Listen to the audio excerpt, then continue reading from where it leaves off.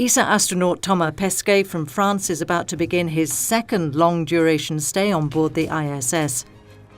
His mission is named Alpha, after Alpha Centauri, the closest star system to Earth. Since Thomas' first mission, which ended in the summer of 2017, 3 more ESA astronauts have lived and worked in orbit.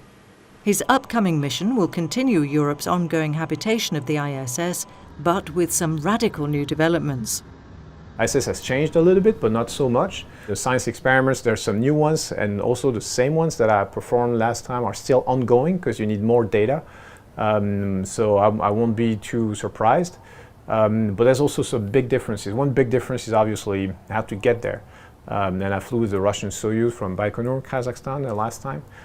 This time I'm going to launch from Florida, which is completely new for us since the space shuttle retired 10 years ago. So different training, different vehicle. It's like when you're a pilot and you change plane, you change to a completely different plane. You have to relearn everything. Thomas will travel to the ISS with 3 other astronauts on board the commercial spacecraft SpaceX Crew Dragon.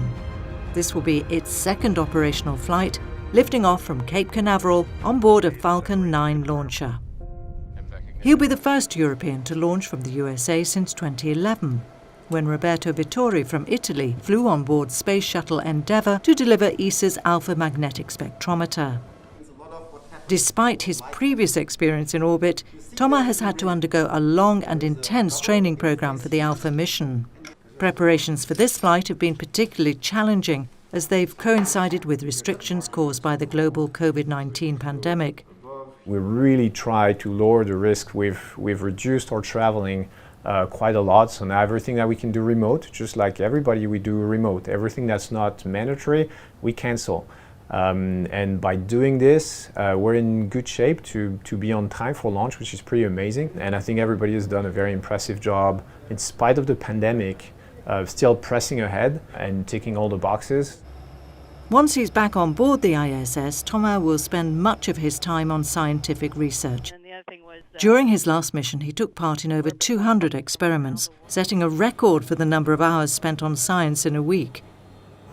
ESA's Columbus laboratory has been considerably upgraded since his last stay, with faster access to experiments for researchers on Earth.